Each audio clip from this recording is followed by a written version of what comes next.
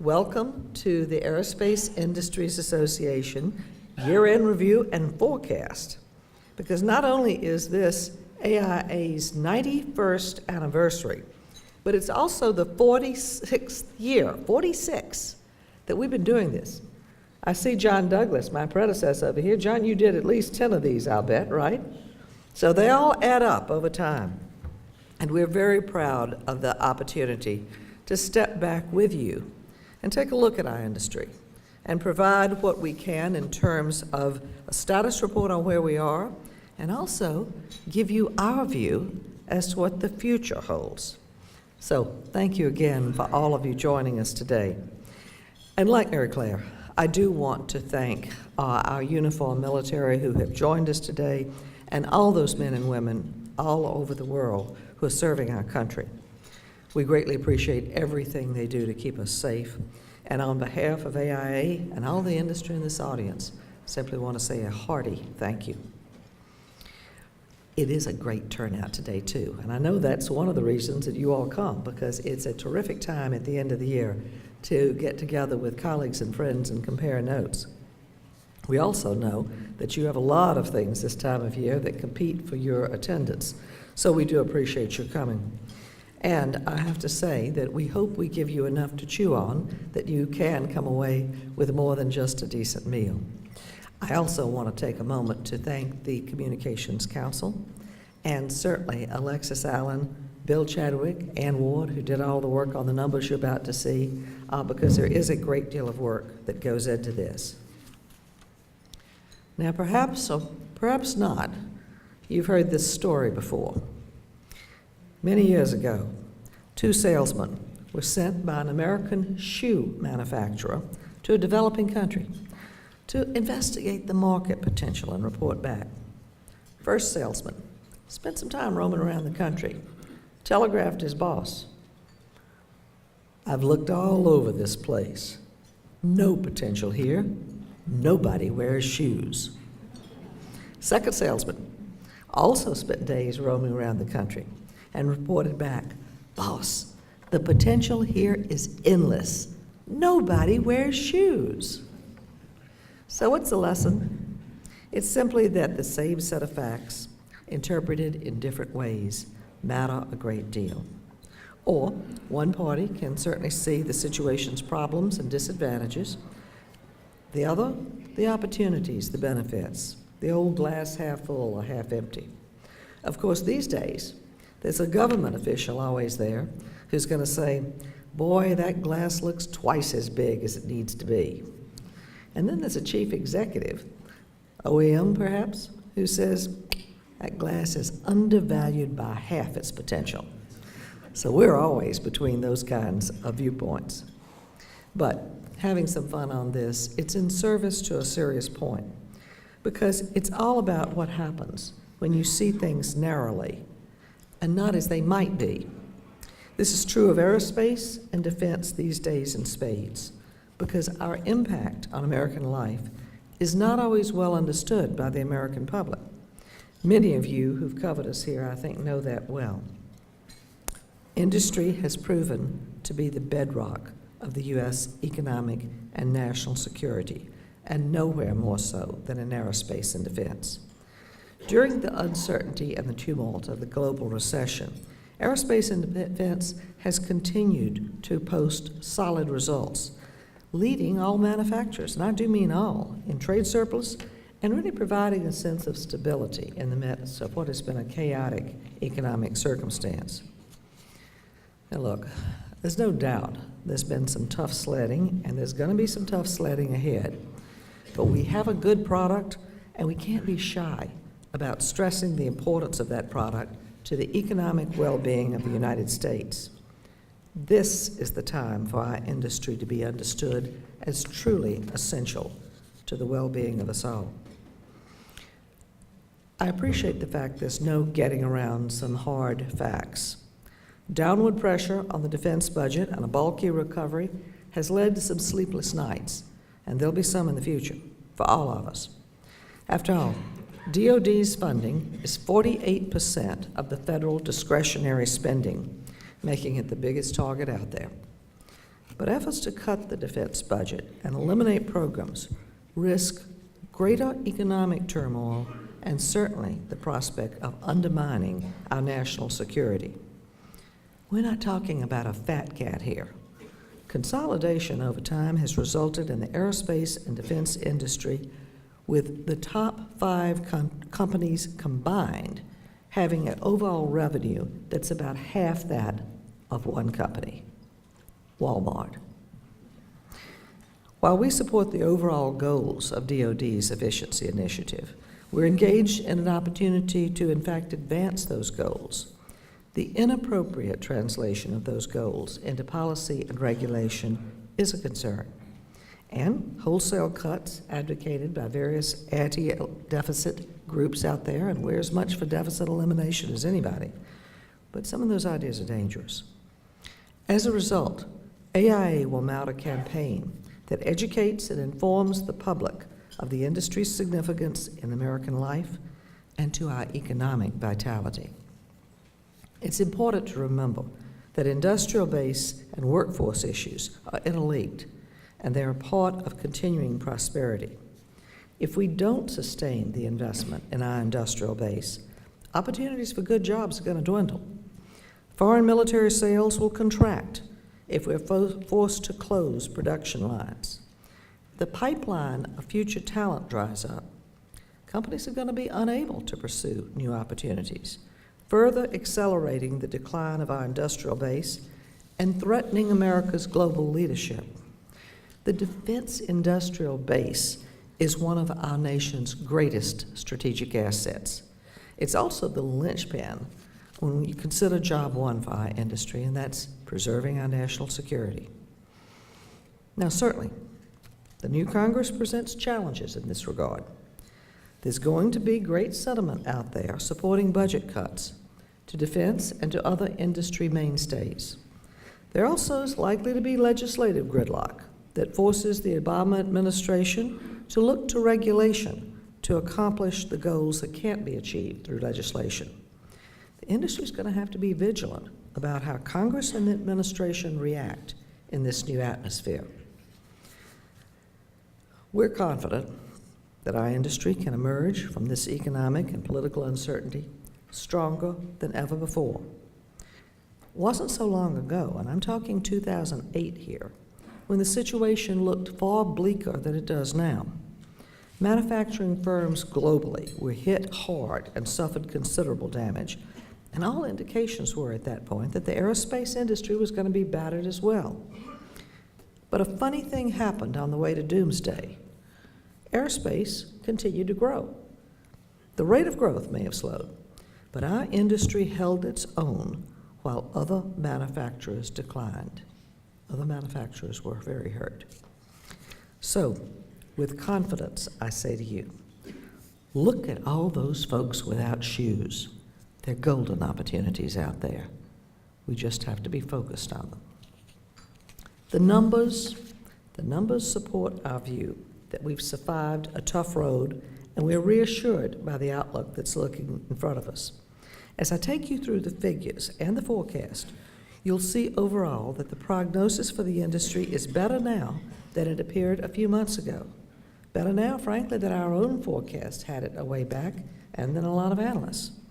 Please remember the figures that we're going to go through right now are preliminary numbers, and they are 2010 calendar year. So let's go to the first number, sales. Total aerospace sales, according to our initial figures, will be more than $216 billion, a new record for the 7th straight year. As well, it's the 9th out of the 10 years of growth. Pretty impressive track record.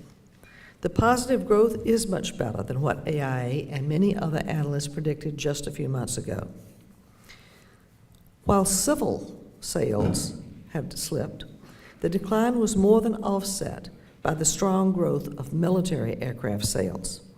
Missiles and space sales also improved, with the largest increase delivered by military aircraft as measured both by value and by growth rate.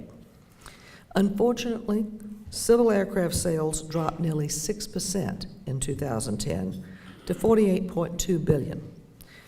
Now, the factors affecting growth here I don't think will be a surprise to anyone. It's the pace of the general economic recovery, fuel costs, environmental regulations. And as you know, a robust economy ensures both leisure and business travel, which spurs the purchase of more aircraft, and, it means more credit in the hands of aircraft purchasers. So we're really looking to see a recovery here correct this course. In contrast, the growth continues for military aircraft in 2010, with sales totaling $64.5 billion, a year-over-year increase of 8% for the 10th year in a row. Sales of missile systems were 4.4%, growing to $27 billion. And sales of space systems, including military, civil, and commercial programs, are looking to stay basically flat at $45.5 billion. Let's talk about shipments, orders, the backlog. Now, one of the most positive indicators for our industry this year was that orders have moved back into the black. Rather than continue on a downward slide, which was predicted just a short time ago, orders bounced back this year. Civil aircraft and parts orders jumped to an estimated $84.9 billion, 65% increase over 2009. Military aircraft parts orders have also been a bit more reliable in recent years, and in 2010 are expected to improve for a fifth straight year, reaching $63 billion. In total, the U.S. aerospace industry is expected to record $195.7 billion in orders in 2010. That's a 20% increase over 2009. While the growth in the backlog is marginal, it's important to note that it marks a reverse also in a downward trend seen in 2009. Historically, our industry has been strong when it comes to foreign trade, but even global diversification can't overcome the downward pressures in the world economy. For the past 3 years, exports have been falling off year over year. 2010, exports will reach more than $80.5 billion, which is off slightly from the previous year. A drop in civil aircraft exports is responsible essentially for the overall decrease, with numerous factors depressing international sales.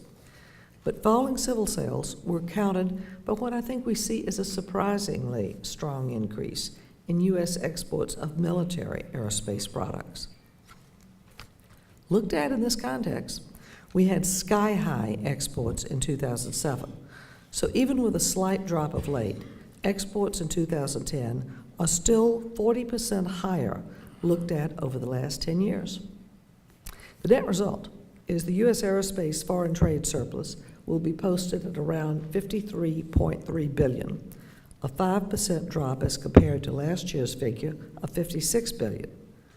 But still, this is a remarkable figure and shows the strength of our industry, especially, again, when compared with other manufacturing sectors. Employment.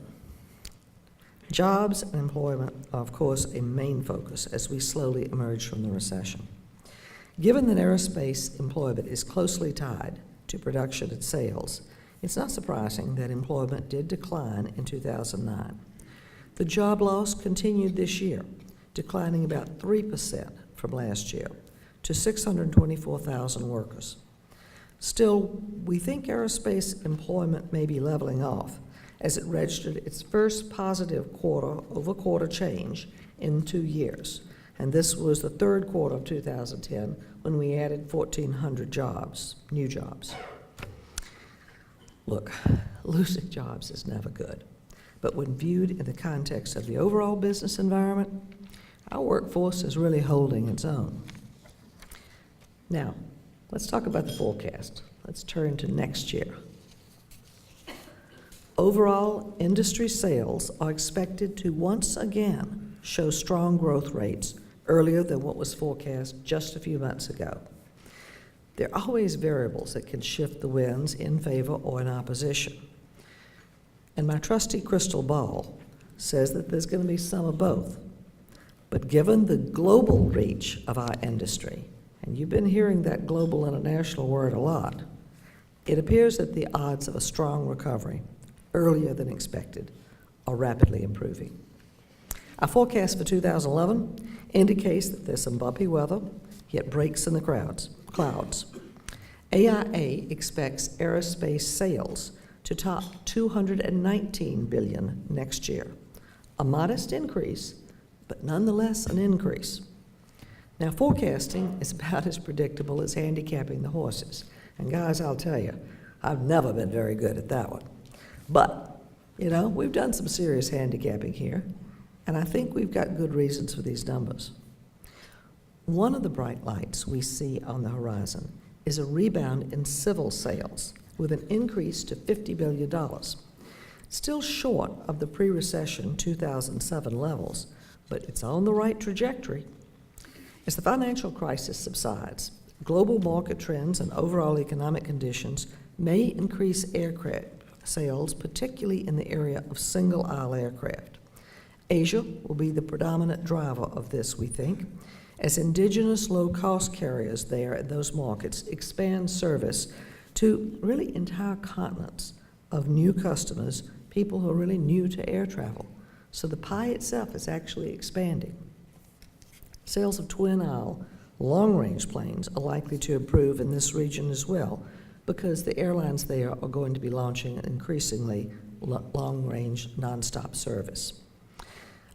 Another growth category likely to emerge in the global economy, and as it improves, will be cargo aircraft, an integral component of international trade and commerce and a real growth area. The business jet market is still a mixed bag. High-end jets, they're doing fine, but the more modest jets are still struggling to build sales momentum. U.S. military aircraft sales are projected to increase modestly to nearly $66 billion. However, the large requirement for reset of current defense equipment could affect new procurement. If there's enough spending on reset, it could reduce money that's going to be available for new procurement to some degree. And of course, that affects all of the R&D and design pipeline. While we recognize that fiscal restraints may pressure the U.S. defense budget in the coming years, fiscal years 2011 and 2012 budgets, we think, will remain fairly stable. Export orders may pick up the slack, highlighted by significant purchases already from the Saudis, and there are others out there. For space sales beyond 2011, NASA's year-to-year budget is projected to average 2.5% annual growth. This is through 2015. The space industry's main opportunities for more substantial growth will likely come from, again, international customers. Developing a more diverse customer pool is going to help the U.S. maintain a strong industrial base, as well as strengthen relationships with a lot of our key allies. Job retention and growth. It's on everybody's mind these days. This is why AIA and our member companies continue to impress on Congress and the administration, we've got to invest in next-gen. The government's got to support projects that produce the greatest good for the public and for the taxpayers. Improvements to the transportation infrastructure benefit the widest swath of American life, from business to tourism, law enforcement, crisis response, freight shipment, and that intangible, but something I think at this season we all understand, family cohesion. If we had the kind of efficiencies that should be built in already with NextGen, it would make a world of difference in all of our lives getting home for the holidays. And as the government has got to consider how quickly an investment returns a dividend, again, the answer is NextGen. The acceleration of it pays off relatively quickly in terms of improvements to efficiency, productivity, reductions in fuel costs, and greenhouse gas emissions, where we're going to see more and more pressure as an economy, as a society, and certainly as an industry. In a tight economy, the best investments should benefit the largest number of people and produce a quick return on investment, and NextGen does both. Enough of my commercial on that front, but you can tell I feel strongly about that one. In addition, we're hoping for some critical breakthroughs on a number of other fronts in this coming year, including further reform of the export control system, very vital, continuing to help the Acquisition Efficiency Initiative and implementation of that as we go forward, and establishing a true national space strategy. We're gratified that the administration and the Congress appear to have agreed to extend the R&D tax credit. I'm looking around to see if I see court. Has there been any votes since I've been up here? We're following it literally minute to minute, like a lot of you. And that's good with a 2-year extension. And of course, they moved on bonus depreciation, or moving on bonus depreciation as well. Recently, AIA has done some further analysis and thinking about the defense budget. And we believe that that long-standing benchmark that all of us have used of military spending, 4% of GDP, has been a very good indicator. And we've been hitting that mark. However, think together with me about this. With the increased pressure from military healthcare costs, from operations, from maintenance, with the overall pressures on the defense budget, we think there may be a more useful measure. We think a better indicator is that procurement and RDT&E should consistently be 35% of the total budget. Because if we look at this historically, it's very clear that that figure will ensure a healthy industrial base as well as a well-equipped and strong military. Okay, regardless of the outcome of specific proposals like that, clearly we're facing stiffer headwinds than any of us would have imagined only a year ago. But that brings me back to my original point. This is the time for our industry to highlight our strength to lift America.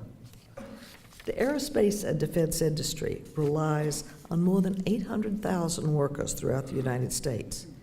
These individuals support more than 2 million middle-class, well-paying jobs across all 50 states. These men and women are the muscle and the heart of the American economy. You all recall that it was just a little while back that in tribute to this dedicated workforce, we held our first ever National Aerospace Week back in September. Its success is a tribute to so many of you in this room whose companies were involved. We had a great group of speakers, a very successful Wings of Liberty reception, a march to the Hill, and 3 very important reports on civil aviation, the space industrial base, and emerging from new technologies in the workforce and how they affect particularly those of us who work in the classified atmosphere.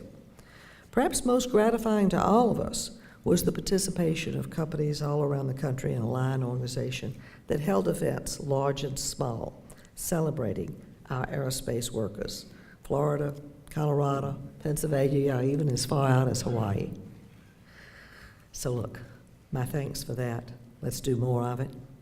And in closing, let me just say that I think it's plain common sense, not blind optimism, to have faith in an industry that protects our citizens, provides jobs and economic recovery, contributes cutting-edge technology, and exports its innovative products to the entire world.